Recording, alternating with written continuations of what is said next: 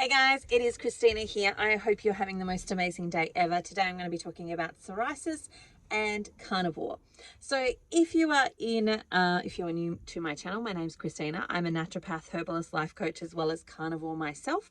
I've been carnivore now for about 20 months. I've reversed diabetes. I've lost 43 kilos, which is about 90 something pounds of weight so far. And I am continuing on my own health journey while helping my patients go through that process as well.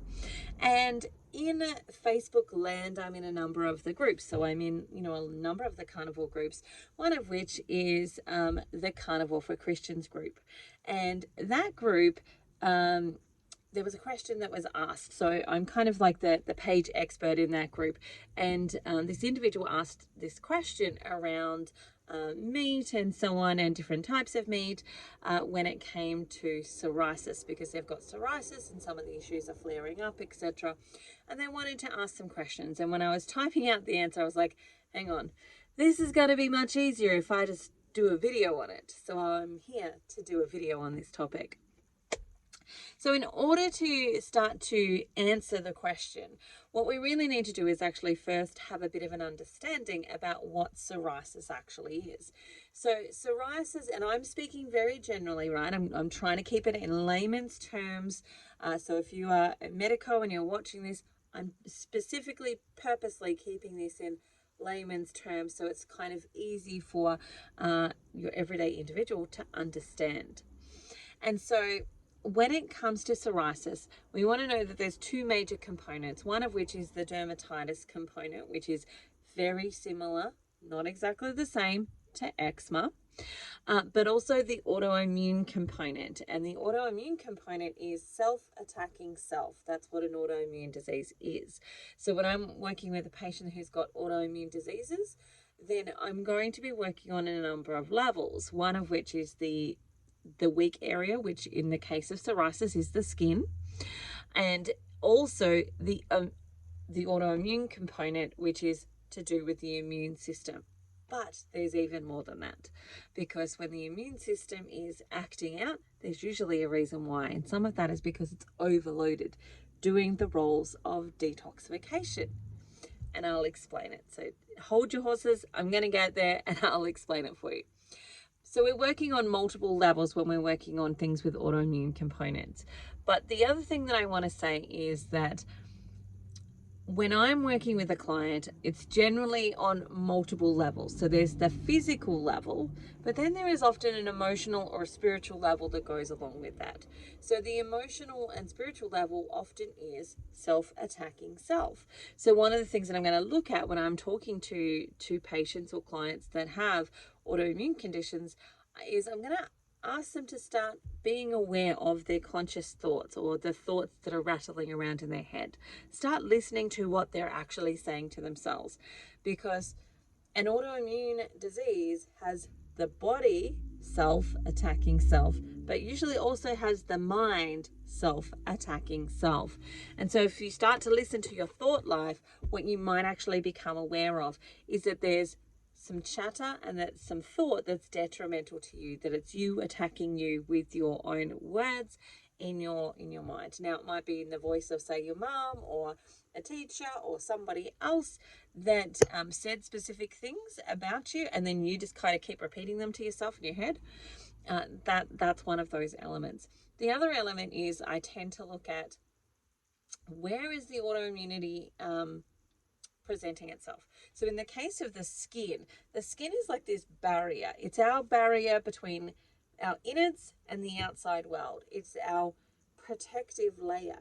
It protects us from the outside world. And in the case of psoriasis, what happens is you have these cells that are growing on top of each other, and they are this protective layer. So we all have these layers of dermal, which is layers of skin essentially, that grow on top of each other, and they mature and then they shed. In the case of psoriasis, they're not really shedding properly, or they're growing too fast so that they don't shed properly in the way that they're meant to be going, as well as the autoimmune component, which is attacking those as well. And so it's a barrier between us and the outside world, and we're growing it thicker and we're growing it faster. And so from the emotional component of that, or that a spiritual component to that, we want to start looking at, and the questions that I would be asking is, why do you need to protect yourself from the outside world? Where are the dangers? Like, we know there's lots of different things and so on, but it comes down to the individual's personalized perspective on those things, their personalized situation on those things.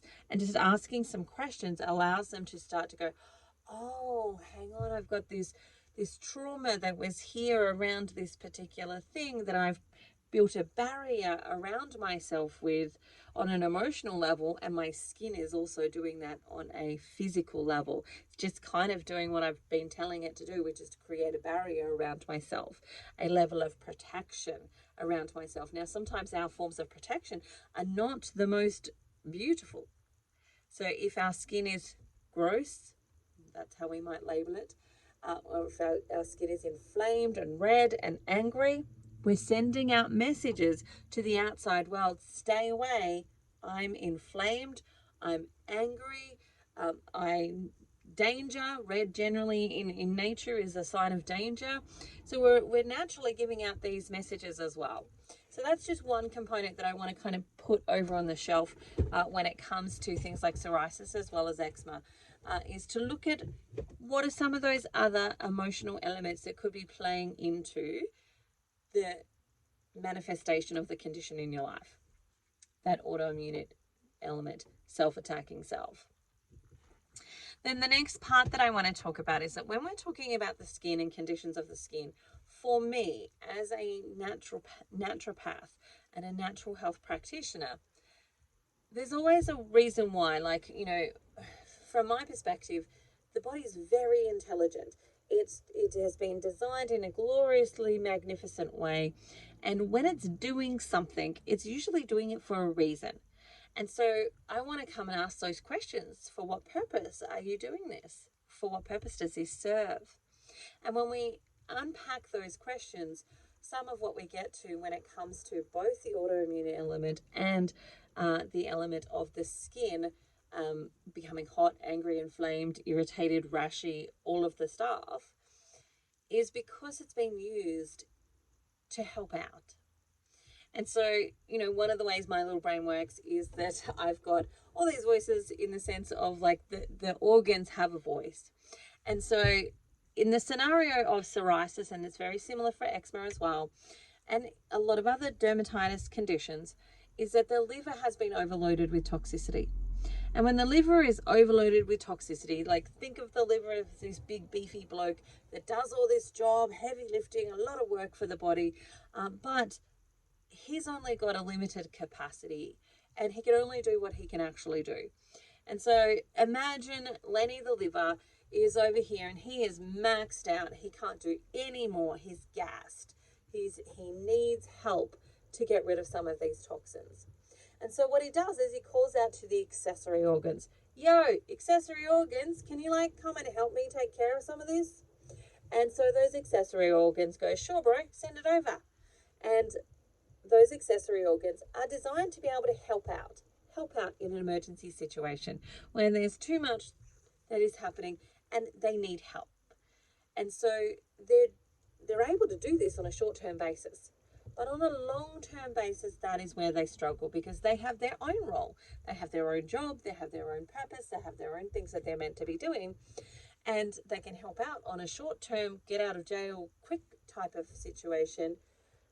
But on a long, ongoing basis, that's not what they're meant to be doing. And because they are doing that, that's where we see breakdowns in those areas. So some of those accessory organs are the immune system. So if your immune system is busy taking care of toxins, it's not as effective at protecting you against things like illnesses and diseases, invaders. Its guard is let down. And again, if it does it on a short-term basis, probably no problems.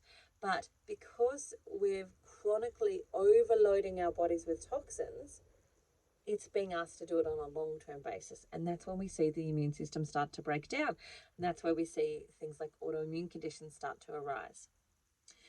The next one is the bowels. So the bowels are accessory detox organ. They are, They would be a primary detox organ as well, but they're an accessory because they themselves don't do the detoxing. They just release the toxins. And so when we see issues with the bowel, so generally that could be constipation, it could be diarrhea, it could be any of those things like flatulence, then, it's that they're being used as an accessory detox organ as well. We've got the lungs. The lungs manifest generally as things like asthma, shortness of breath, hyperventilation, etc., a cough, a tickle. That's where the lungs come in. Then we have the kidneys, of course, are an accessory detox organ.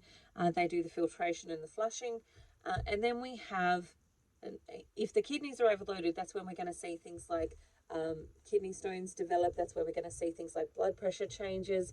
That's where we're going to see things like UTIs and reoccurring UTIs, etc. And then there is the skin. So the skin is an accessory detox organ. The sweat, for example, as we sweat, we push out toxins and we're able to clean and clear ourselves that way. But when we're doing that on a long-term basis, that's when we start to develop things like eczema, and it's when we start to develop things like psoriasis, especially if we've got multiple accessory detox organs that are jumping in to help with that. Now, there are a couple of reasons why that might be. You may have something like the MTHFR gene mutation, and that gene mutation limits how much toxins you're able to get through your system as efficiently as, say, somebody who does not have that mutation. And so from that perspective, that can be one of the underlying reasons as to why you're overloading your system. But the other thing is to look at overall toxicity within your environment. So from a carnivore perspective, we're looking at it from a food point of view. So we're looking at plant toxins and ideally removing those. But you can also have issues with some of the meats that you're actually having. So for example, when I run hair analysis for patients, what I'll find is that out of those patients, and remember, I'm working with people who are already sick, so I'm not testing a healthy population. I'm testing a population who have already got issues. Out of those people, 9 out of 10 people are likely to have chicken eggs as a problem. They tend to not have duck eggs as a problem, although there are some people that do. The majority have chicken eggs as a problem. Same as chicken. Chicken tends to be a problem for a lot of those people that I'm running hair analysis for. And turkey seems to be fine, duck seems to be fine, but chicken. And some of that is the way that we're raising chicken. Some of that is the legislation around chicken. In order to make a profit, the farmer's got to do some things that are going to increase their yield to be able to do that. And all of those can contribute, including the food that animal is being fed as well. And so when we're thinking about toxicity from a food perspective, yes, we're looking at the plants, but we're also looking at the animals, how they're raised, what they're being fed, all of those things. Like a lot of times I've had, so in some of my programs, I'll do what is called the egg challenge.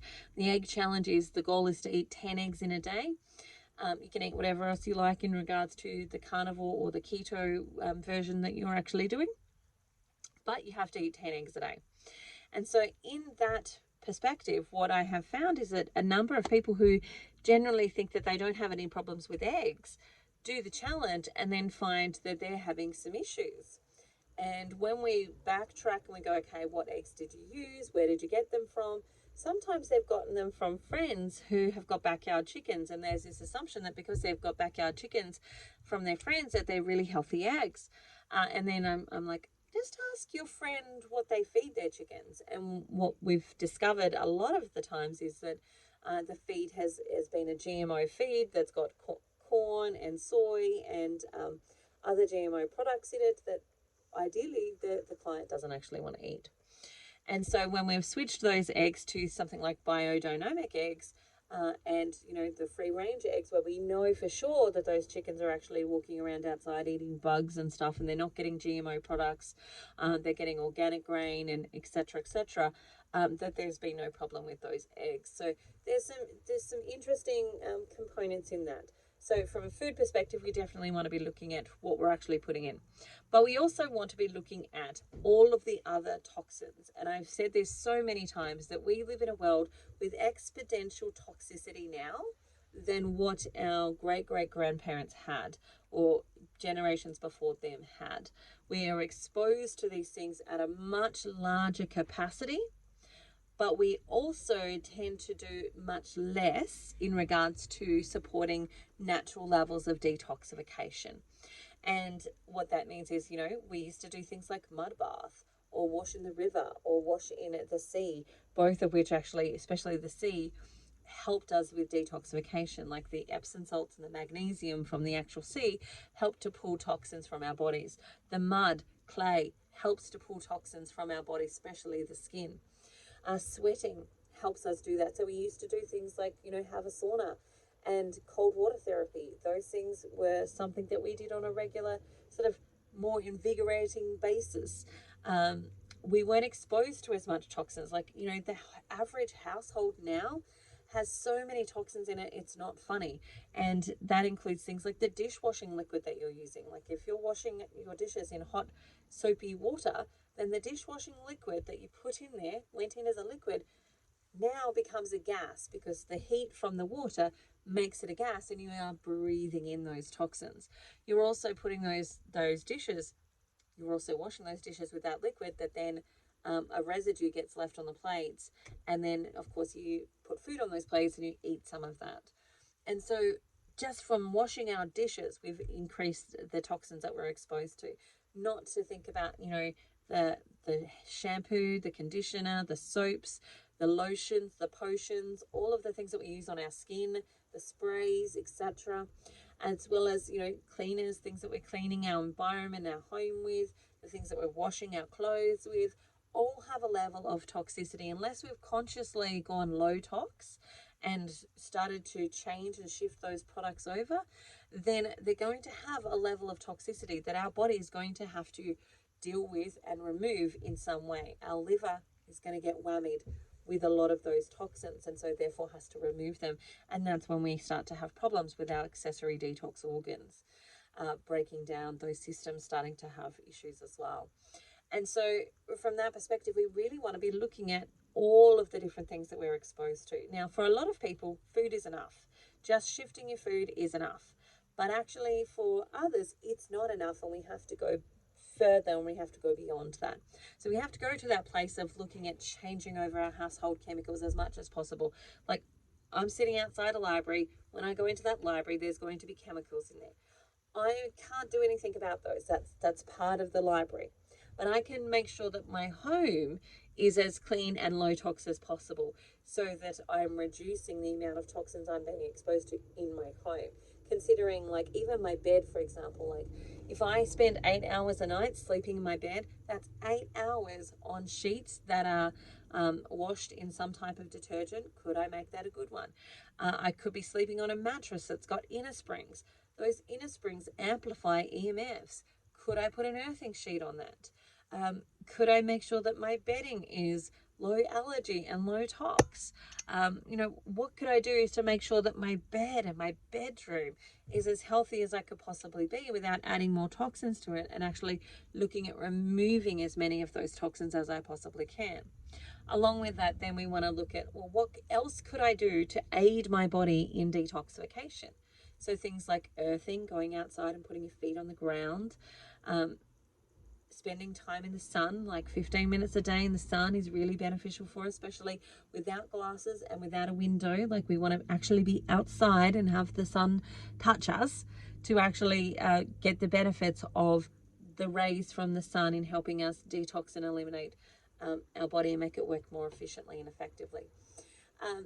Could I be drinking really clean water? What type of water am I drinking? Have I got fluoridated water? That fluoridated water is going to add another level of toxicity that my body needs to remove. Am I drinking reverse osmosis water? If I'm drinking reverse osmosis water, which is filtrated to death, I also then need to add minerals back to that water so that I'm bringing it back alive. Like, can I look at what's happening with my water and the water that I'm drinking? Is there chlorine in the water? Can I evaporate that chlorine? Can I filter it? Like, these are things that we want to start to think about and start to change. Now, I don't want to be overloaded and hear this and go, oh my God, my whole world needs to change. It changes one step at a time. So pick one thing to focus on and get that going well. So, for example, if you're going to start with your dishwashing liquid, okay, go find a really good, healthy dishwashing liquid alternative that you actually want to use. And then switch out what you're currently using. Get used to buying it. Get into the habit of where do you buy it from? How much do you need? Etc. Get into that habit. Great, I've got the dishes done. Right, what's next? And then pick something else to work on so that you're slowly, surely changing over your home to a low tox home without it being this big, overwhelming thing that you have to do all at once. One step at a time.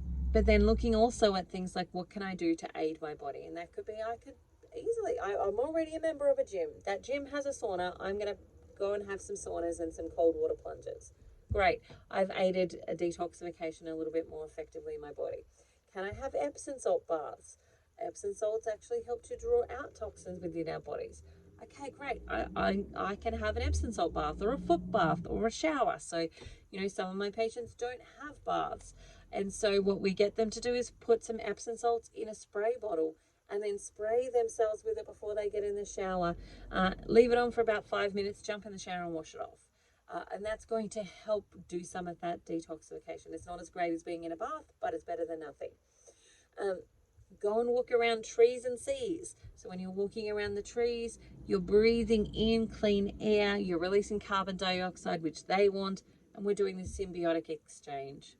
When we're around seas, we're breathing in that salty air, which is going to help detoxify our lungs as well as the rest of our body. We're going to benefit from that as well. So trees and seas, spend as much time around them as you possibly can.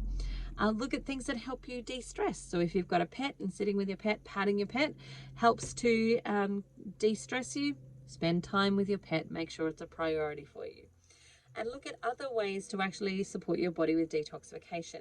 Now, in clinic, I might need to prescribe some things to actually help make this more effective. So we might prescribe some herbs that are actually going to help with the liver. We might prescribe some binders that actually help to bind with some of the things that the liver is trying to get rid of and amplify the effectiveness of removing those things. And personalize what actually needs to happen from that perspective to help people get the results that they want to be getting. But outside that space, there's so much that you can be doing to make sure that you're cleaning your environment and reducing the amount of toxins that your body is needing to detoxify from, which is the driving cause of a lot of these conditions, that the liver is so overwhelmed that it can't actually deal with all that it's being exposed to, and is calling in the accessory organs on a long-term basis to do some of the work that they're only meant to do on a short-term emergency type of basis. All right, that's it for me today. I hope you found this interesting. Leave me a comment below, like and subscribe, and I look forward to chatting with you next time. Drop any comments that you would like me to talk on or topics you'd like me to talk on in the comments, and I'll get back to you as soon as I can. All right, bye for now. See you later, and I'll talk to you again soon.